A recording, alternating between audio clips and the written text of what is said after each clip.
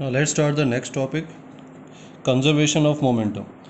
Now in earlier classes we have already studied that momentum of a given body of mass m is denoted by this p equals to mv, where m is the mass of the body and v is the velocity with which the body is moving.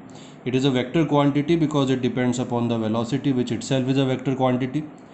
Also, if the body is at rest, then velocity will be equal to 0, so the momentum is also equal to 0. Now, the very important concept of conservation of momentum, it states that the total momentum of a given system always remains conserved. That means there is no change in the total momentum of the system. That means, or we can say, if we say that total momentum is 0, or say that total momentum is constant, then it means that there is no extra force which is being generated to change the system.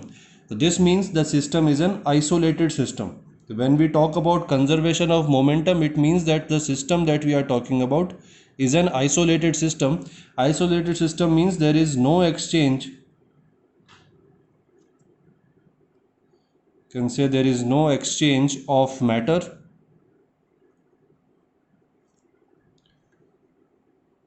or and there is no external force applied, because if there is an external force applied, then the momentum will change, the value of acceleration will change if we apply a force, and because of acceleration the velocity will change, and then the momentum will change, then the initial and final conditions of the momentum will change. So this conservation of momentum is decided, it is defined for isolated system, when there is isolated system in which there is no exchange of matter from outside and there is no external force applied. So thus all the force that is there are within the system itself, there is no external force. So we can write the statement for conservation of momentum. So we can write that in an isolated system,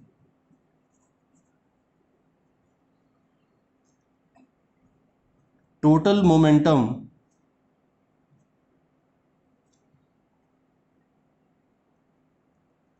remains conserved. Let us understand this with the help of an example. Let us say that we have two particles. Let us say we have particle 1 and particle 2.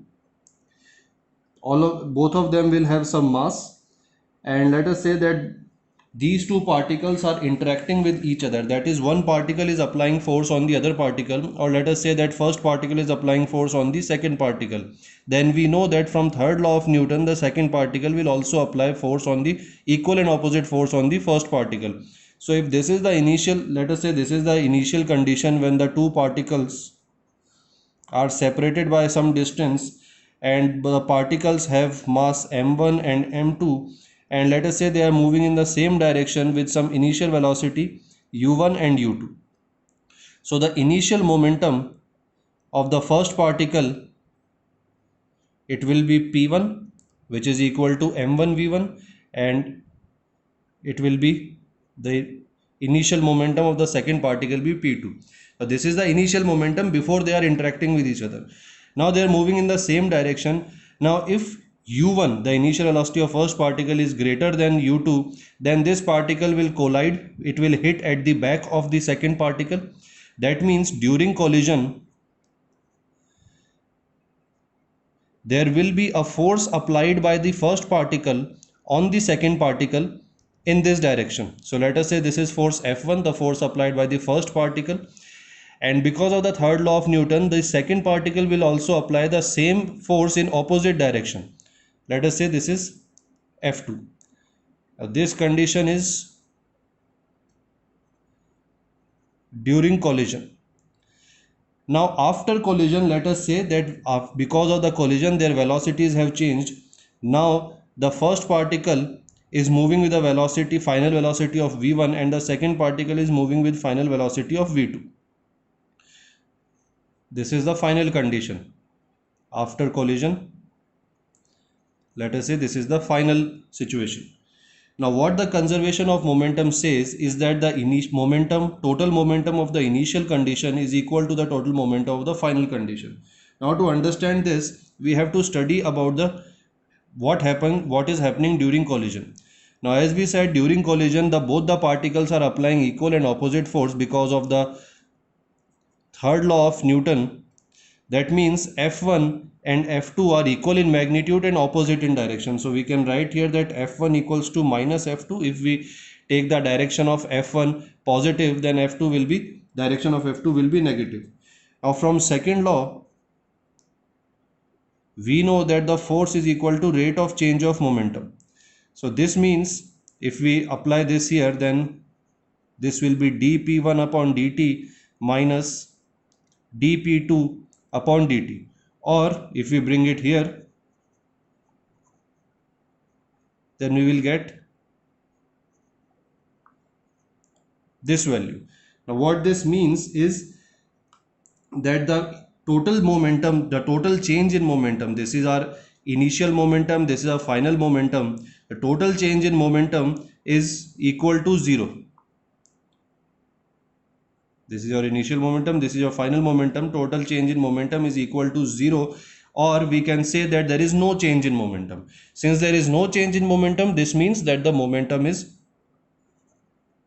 P is constant. It can be also understood by the differentiation method that if P is constant, then if we differentiate P with respect to time, we will get 0 because the differentiation of constant value is 0. So that is what we are getting here when we are differentiating or calculating change in the momentum. So there is no change in momentum, hence momentum is constant. Now there are some examples which are based on this particular concept.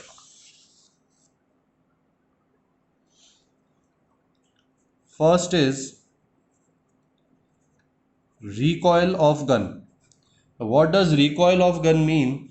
It means that when a gun is fired, when a bullet is fired from the gun, then the gun experiences a backward jerk, a force in the backward direction, and that force is called recoil of the gun. Now if you have fired a gun in suppose some fair or somewhere, or you have seen in TV or movies, then you would know that when a gun fires a bullet, let us say that this is a gun, when it fires a bullet, the bullet moves in this direction, but there will be a force in the opposite direction. This force in the opposite direction is called recoil. So recoil of gun is nothing but the force in the backward direction which happens due to firing of bullet. Now this is happening. Why this is happening, we will understand this with the help of law of conservation of momentum. Now let us say that before firing, both gun and bullet is inside the gun, and both gun and bullet, they are at rest. So that means mass of the gun multiplied by the initial velocity of the gun plus mass of bullet multiplied by initial velocity of bullet, it will be equal to 0 because both are at rest. So UG and UB will be equal to 0. So the initial momentum is 0. After firing, the bullet is moving with some velocity. Let us say it is moving with velocity VB, and gun is also moving with some velocity. Let us say it is moving with velocity VG. Now, right now we are not applying any minus sign, although it is in opposite direction, we are not applying any minus sign. We will see that the minus will come automatically. So after firing, the final momentum will be mass of bullet or mass of gun into velocity of gun plus mass of bullet into velocity of bullet. Now by conservation momentum, we know that the initial momentum will be equal to final momentum. So we can write initial momentum 0 equals to final momentum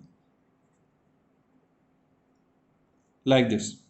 Now if we find the value of Vg, the gun, then we can write that Vg is equal to mb Vb upon mg, mass of the bullet into mass of the gun, a velocity of the bullet upon mass of the gun. Now there is a minus sign which comes here.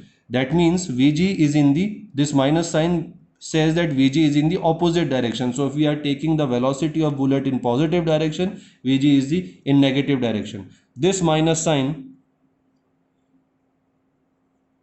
tells us about the recoil. So the recoil of the gun can be understood by conservation of momentum. Similarly, there are other examples also, like rockets and jet planes. Both of them use third law of Newton of action reaction and the conservation of momentum at the same time. In case of rocket, let us say that if this is a rocket, before moving up, before the engines are fired, that is at rest, so the initial momentum is 0. But when it is fired, we know that when the rocket starts moving upward, a lot of gases, lot of smoke goes in the downward direction. Now what is happening here, that the rocket is using the conservation of momentum and third law of Newton in combination to move upward. The exhaust, the gases that are produced because of the burning of the fuel inside the rocket, they are forced outward with a very large force. They are forced outward. Because of this, the reaction force that happens, that reaction force is applied on the rocket and the rocket moves up. Same thing happens in the jet plane. Now here third law of Newton is applied, as you can see, and also the momentum will be conserved. The initial momentum will be equal to final momentum. Here initial momentum is 0 and final momentum, we can see that both of them are applying equal and opposite force, so the total final momentum will also be equal to 0. So that means both the conservation of momentum and third law of Newton are applied here. Similarly, there is another example, there is another application of this, and it is a very interesting application. It is the explosion of bomb. Let us say that this is a bomb and it is at rest initially. Now what will happen when it explodes? When it explodes, it will be divided into several smaller particles like this, and they will all fly off in the different directions. But the initial momentum is 0, so that means the final momentum should also be equal to 0. So when the bomb will explode and the smaller pieces will fly, they will fly in such directions that the total momentum, the addition of the total momentum, become equal to 0. So let us assume that the bomb has divided itself into the particles of equal mass. Let us say each particle has equal mass. Then if this particle is moving in this direction with some velocity v, then this particle will move in the opposite direction with the same velocity v. Similarly, if this is moving with the direction v1, then this particle will also move in the direction v1. If this is moving with v2, this will move with v2. So as you can see, there will be equal and opposite pairing of momentum of the particle, which will make sure that the total sum of all the momentum will become equal to 0. So this is how the bomb explodes. So we will do some questions based on this based on this concept of conservation of momentum. From all the discussion that we just did, what it means is that initial momentum of the system, this is a system of two particles of m1 and m2, and final momentum are same. If there are more than two particles, let us say there are n particles, even then the momentum will be conserved. So this is applicable in all the conditions for an isolated system. This is important to remember. This is an isolated system. It is not interacting with anything, with any force outside the system.